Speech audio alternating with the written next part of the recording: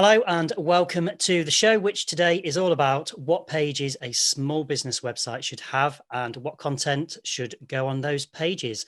And who better to talk about this topic than a professional copywriter who started publishing a magazine as a kid that his mum sold in the pub for 10 pence.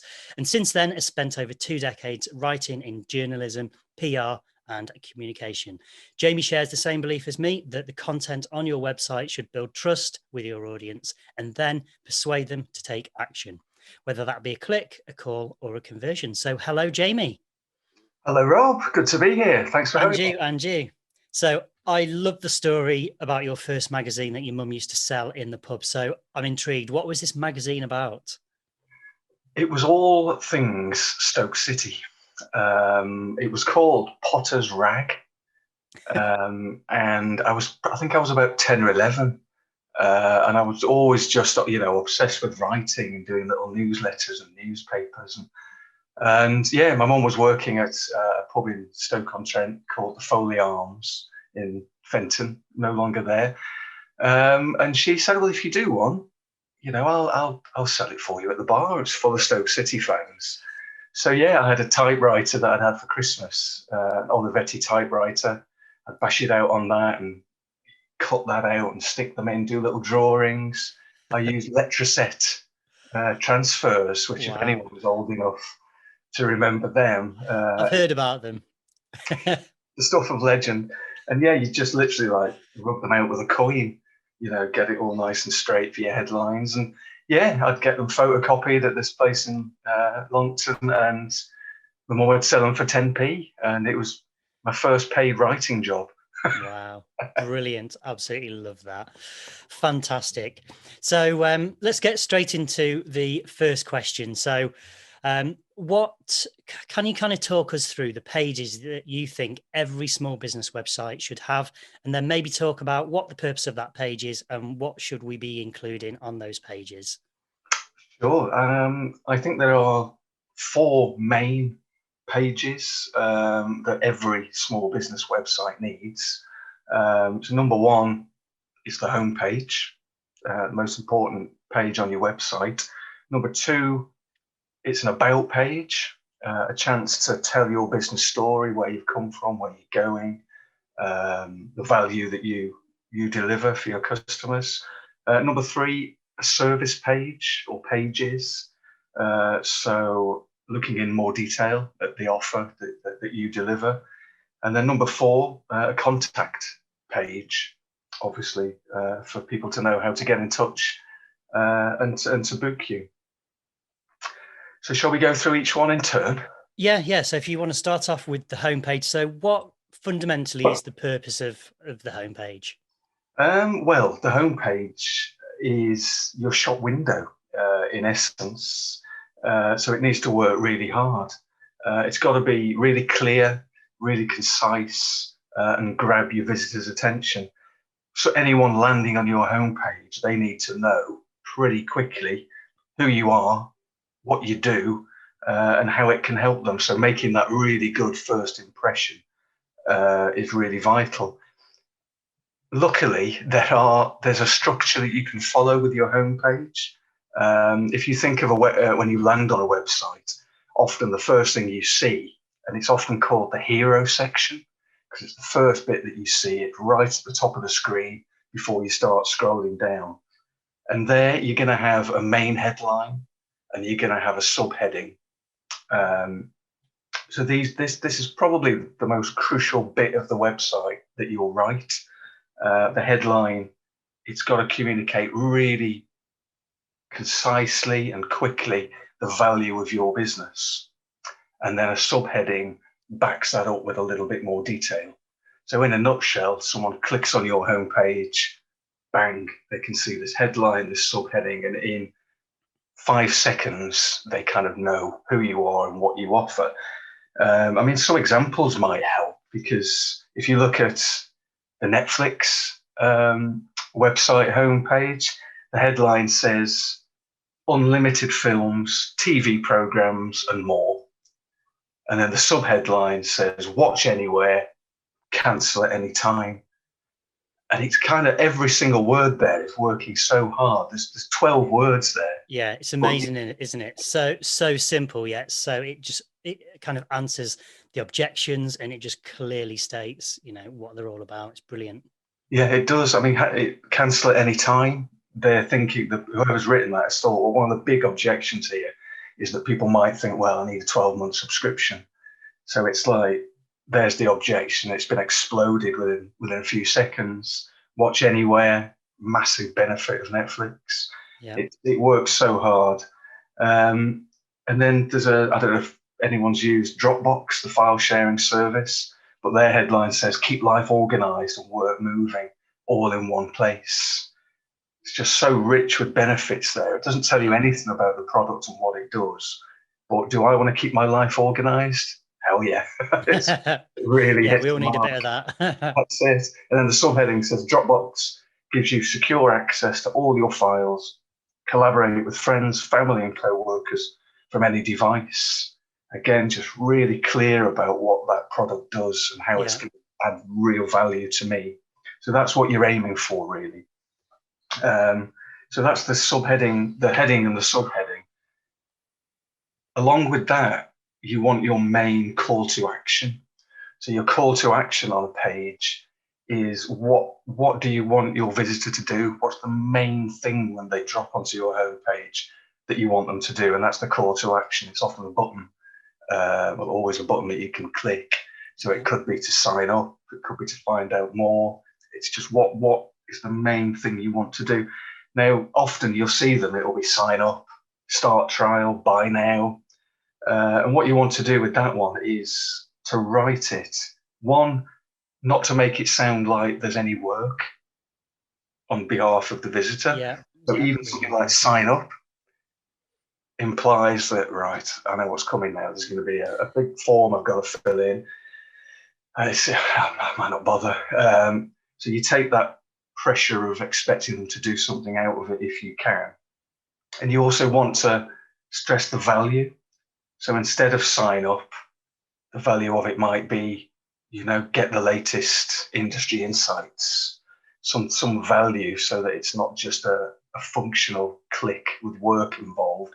You're stressing the value of what you're doing. And just like Netflix did, you can often address some of the objections that people may have to your service, often around cost. So if they think it's going to be too expensive, get started for just £10 or Yeah. something like that. Perfect. Think it's going to take much time, try whatever it is in just 10 minutes. So you can really start to address those objections. One of the key things when you're writing anything on a website is to have very clearly in your mind what those objections are and to be constantly batting them away, answering them, dealing with them.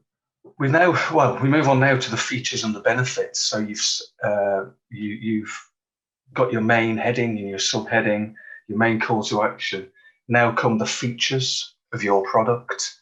I often think about, say you're buying a new mattress for your bed. Its features may include the latest high-tech memory foam technology or breathable fabrics and lumbar support for your back. They're its features, but what are its benefits? Well, it's a good night's sleep, it's extra energy, it's improved health and well-being. They're the benefits. So on a website that's selling mattresses, they would be the benefits that would be higher up the page. So you list those out, and then only then come the features. So how Yeah. this works. I find that a lot. That's one of the biggest mistakes a small business makes when they're writing their own content is they just list all the features, and they Yeah, don't really talk about the benefits. And it's so simple, and that's why people are buying it. They're buying it for the benefits, not for the features. yeah, that's right. Absolutely.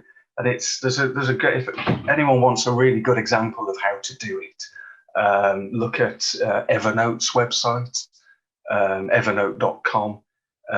They've just got the most wonderful laid out example of how to do it with Yeah. a cracking headline and subheadline, and then come the benefits.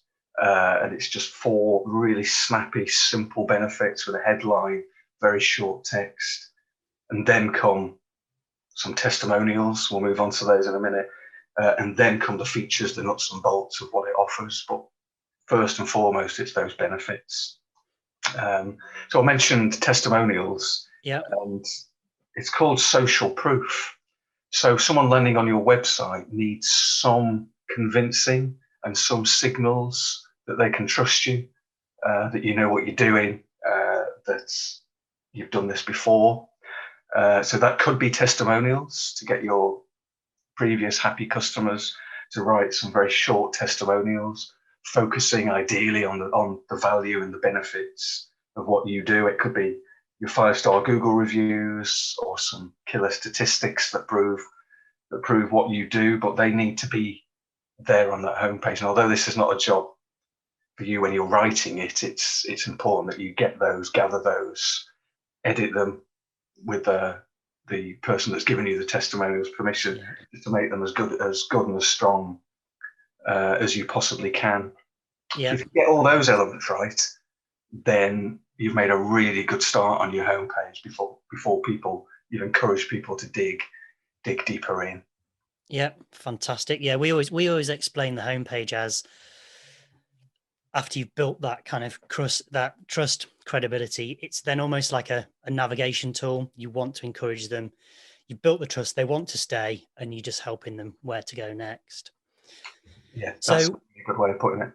what about the so you mentioned an about page. So what kind of things what should we put on an about page? What shouldn't we put on an about page? Well, the about page is, for me, it's one of the most important pages after the home page. It's wherever, if I ever go onto a website for the first time, if I'm looking for a service, after the home page, I always look at the about page. And I think so many small business websites kind of neglect the about page a bit.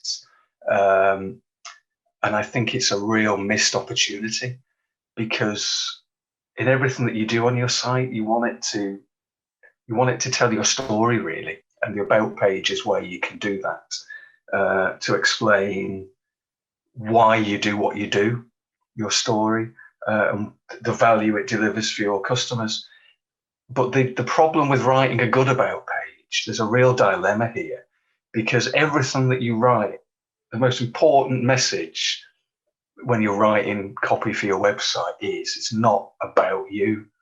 You mustn't write anything that is all about you. We do this, I do this, and we'll come on to that in a bit when we look at the services pages.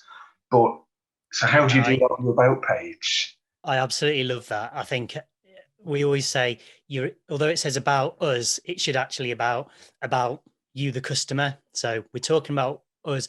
Even if if I say, oh, we've been established for 15 years, yeah, great, that's about us. But what benefit does that bring to the customer? We've been established for 15 years, which means we've got this experience to be able to deliver you, Yeah, that's it. So it's about the customer, not just about you.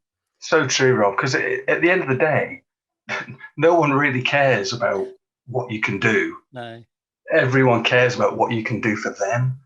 exactly. That's the thing. So it's like when Apple launched their podcast, that the advertising around it, they could have said the world's first portable digital music player is what it is, but all their advertising said 1,000 songs in your pocket.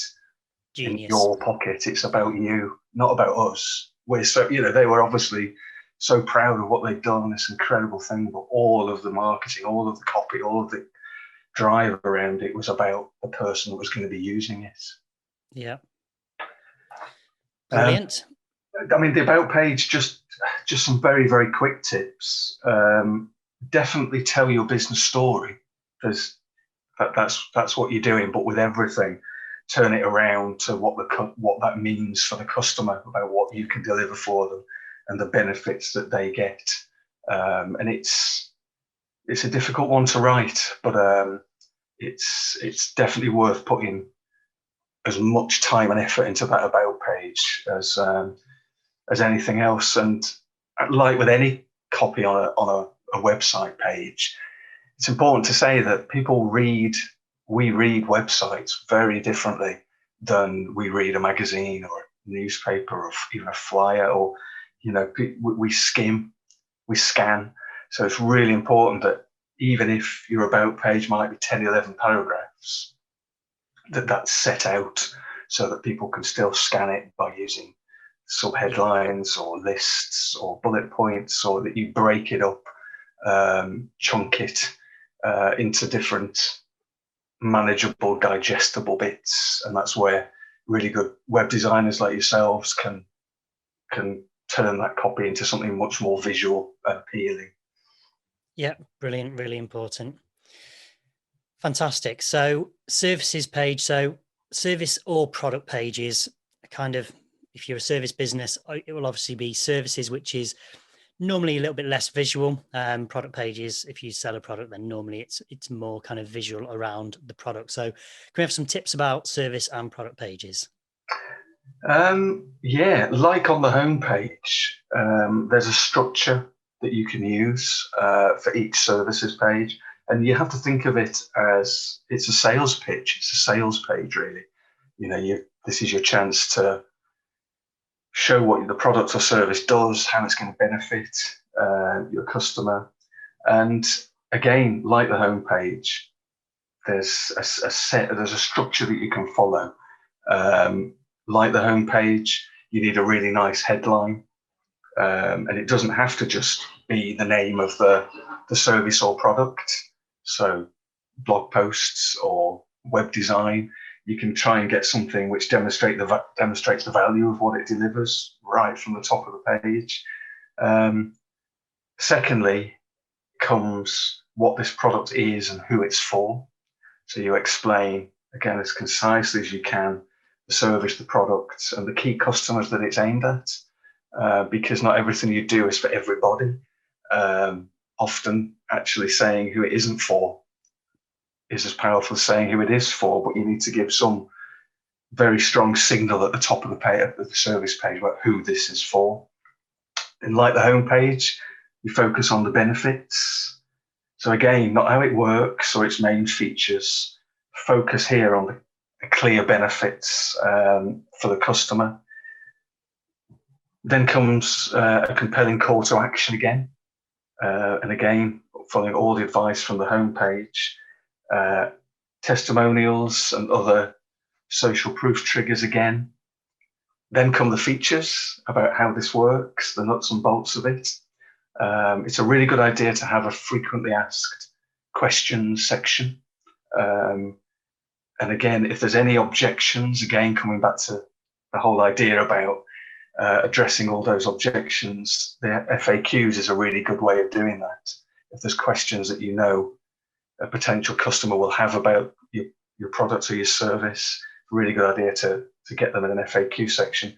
And then finally, people may well land on a service page directly without going to the home page. So it's always a good idea at the bottom of a service or product page to have just a short biography and contact details again, just about you or the business, just to provide some context and some personality.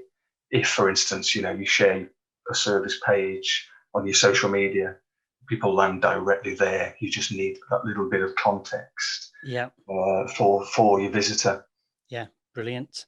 So I think you've covered, there's a lot that goes into a service page, and this is a big page, and I think people tend to put a lot of effort in the homepage, and then the service pages tend to be a lot lighter. But actually, in reality, a lot of people will land on your homepage, go to another page, which will most likely be a service page. At that point, they're either going to leave or they're going to get in touch. So you've got to do a really good job of covering all those different things.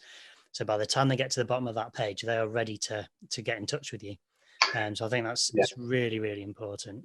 Yeah, absolutely. And I think if you follow that structure, then it really does work by focusing on those benefits, the social proof, and then the features. It can be really powerful. Yeah. Brilliant. And finally, you mentioned contact page. Most websites will have a contact page. So what kind of thing are we putting on there? Well, obviously, you need the contact details about how people can get in touch, whether that's just an email address, a phone number, or a contact form, however you want to work it. But it's also a really good opportunity again to have some extra information on there, again about the benefits of what your product or service does. Definitely a photograph of you or you and the team. Just try and personalize it as much as you can. Links to social media profiles or recent blog posts. So yeah, try and not just have a phone number, an email address, and a contact form. Try and personalize it a bit more so that when people imagine people's journey through your homepage, through your website, sorry. So if they've gone to the homepage, they might have gone to a service page. They may well have got in touch through call to action buttons or forms on the service page. But if they land at the contact page, having that extra bit of personalization and detail, not too much, can just really help that customer journey through your website. Yeah, definitely. And I think it's even more important with a small business website, because at the end of the day, they're contacting a person. They're not contacting a big corporate organization. They're contacting an individual or a team of people. So yeah, personalizing it is really good idea for the contact page. Fantastic. So in terms of what are the common mistakes that people make when they're trying to write their own content, particularly for a website? There's a few, I think. I think number one is writing too much. There's nothing more off-putting than going to a website and just saying reams of copy, paragraph after paragraph. It's people don't read too much on when they're visiting your website. I think number two is it's not breaking that copy down. On the about page we mentioned it could be a bit longer, or even on the services pages, but breaking it down, chunking it up. Our brains are wired to be looking for the key points, the crucial information. So make it easy for your website visitor to find that information with subheadings, with lists, bullet points. And people tend to read in a kind of L shape when they're on a web page.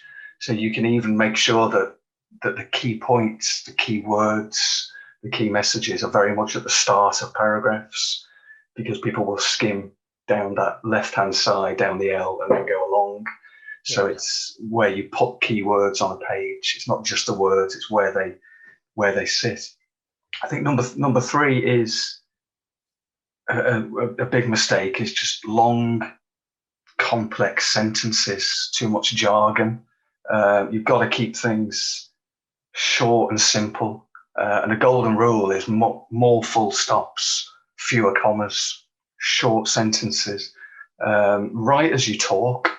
Whenever you've written anything for your website or anything, read it out loud. If there's anything in there that clangs or jars or makes you cringe, go back to it, rewrite it. Often it helps to talk about it before you write it.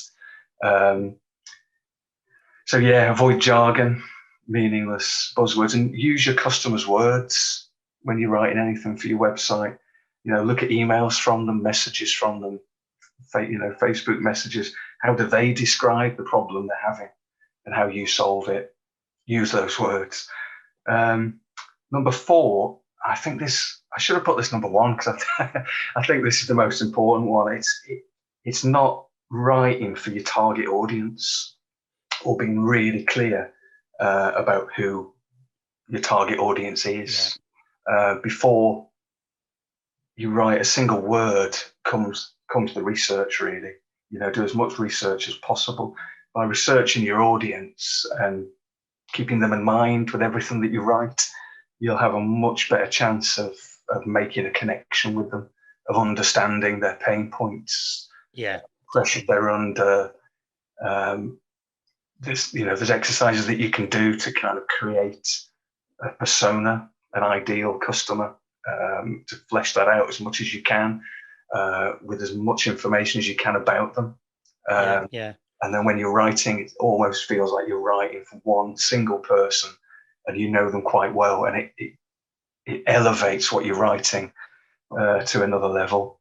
Yeah. And then finally, is big mistake that people make when they're writing content for the website is they make it all about them, make it all about you. So we mentioned earlier that no one cares about what you can do. Everyone cares about what you can do for them. So always write for your target customer, not for yourself and what you can do. Yeah, absolutely fantastic. I think one thing that really stood out there was about writing for that persona.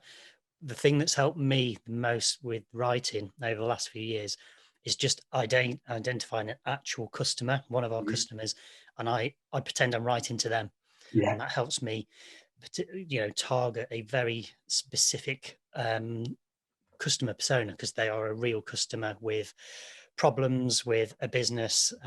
So yeah, I find that really helps. Yeah, it's a fantastic way of doing it, definitely. Brilliant. So my next question is one that I'm asking it because I don't know the answer, to be honest. So should a small business write in the first person, so we, I, or third person point of view, so he, they, she, etc.? It's a really good question. I think at risk of answering a completely different question, but I think people pay attention when you talk directly to them. So, for instance, for me, it's not so much about I, we, he, she, they. It's about whether you say I and we, so we can do this, or you use you and your, and frame it completely squarely from your customer's point of view. So, for instance, say you've got some copy on your website encouraging visitors to sign up for an email newsletter. It could say, we send an email every Friday with all the latest business news. So that's framed completely from your point of view. Yeah. This is what we do. So instead, you could say, get an email every Friday morning with all the business news you need to know. And it's a very, very subtle change, but it's framed completely from the customer's point of view. So what I'd encourage everyone who's listening to this to have a look on your website. Have a look how many we's and I's there are. We do this, I do this, and then how many you and yours are there. And you might be surprised.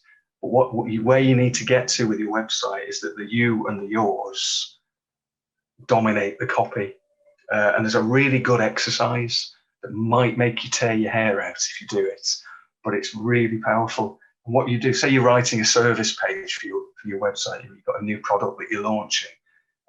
While you're writing the copy for that bit of your website, ban yourself from using the words we or I. And it forces you to write it completely from the point of view of the customer. And you've got to go into, instead of we do this, it's like you will get this. And it's so powerful, and it makes the copy on your website so much better. But it's a difficult thing to do, but it's really worth doing. Yeah, absolutely brilliant. Yeah, completely agree with you. So we all know about kind of the blank page syndrome. Have you got any tips or even a process of getting from that blank page, writer's block, I believe some people call it, where you've got a blank page? How do you get from there to a piece of content that you're really happy with? I think anyone who's tried to write anything is familiar with this, aren't they? And there's nothing worse than blank screen, the cursor flashing mockingly at you. And so I think it goes back for me. I think there's four key things that I do. Number one, the most important thing is you would never open up your laptop, open Microsoft Word, and then just start writing and think, right, I've got a new product I'm launching, writing that service page. Here we go. It's not going to work. It's just going to create tension in your mind. Nothing's going to flow. So it's all about the research for me. Open that blank page, but then you're not writing some finished, perfect, polished, beautiful content straight off. That's not how it works. It's about the research first, and ask yourself these questions: who's the audience? What's the purpose of this content? What do I want it to do? What do I want the reader to do or to feel? There's a really good way when you're writing anything that you think about the emotional state that your reader is in at the beginning and where you want them to be at the end, what change you want to shift in them. So think about that. So it's about the research. And then it's really important that don't worry when you start writing it. Don't worry about the first draft being rubbish, because most of the time it is. That's how writing works. When you've got your first draft down, walk away from it, leave it, sleep on it if you can, come back to it. And I can't remember who said this, but someone said, you don't write with a pen, you write with an eraser. And so when you've got your draft down, that's just stage one. Then you'll delete stuff, you'll reshape stuff, new things will have come to you. And it takes 2, 3, 4 attempts at something, polishing it, honing it, getting the messages right. So don't worry about the first draft being rubbish. Take that pressure off yourself. Yeah. Thirdly, get that structure in place. We've talked about this structure for the homepage, structure for the services pages. If you've got this structure in mind, then you've got the instruction manual in place in a way that will guide you how to do it. So we've touched on the services page and the homepage, but it's a blog post you're writing. Think about the flow of information, the key points that you need to get across, have a structure in place. And then finally, I think I mentioned it already, but talk instead of write initially. Use your phone to record yourself talking about this page. Although you might feel like Alan Partridge with his dictaphone. It's just a really good way of getting it out there. Talk to a friend or a colleague. Read that first draft out loud, which is really important. You want your copy not to sound like it's in a really formal business report. You want it to be conversational and human. Short sentences, contract words down. So we are, we're. You want it to sound like it's a conversation that you're having. Make it really human and approachable. So I think they're the main points that I do. And sometimes it's writing things down instead of being at the computer. I think sometimes the act of opening Word and being at the computer brings so much pressure to it. Get a notebook, write ideas down, get away from that blank screen at all costs. Brilliant. That's so valuable. You've pointed out some things there that I've kind of discovered by accident over the last few years. I used to hate writing, and it's because I used to start and I used to try and get every single sentence perfect before I moved on to the next. And now I just do that draft. I literally just type it. I don't look at spellings. I try not to look at the screen, and I just kind of do a brain dump.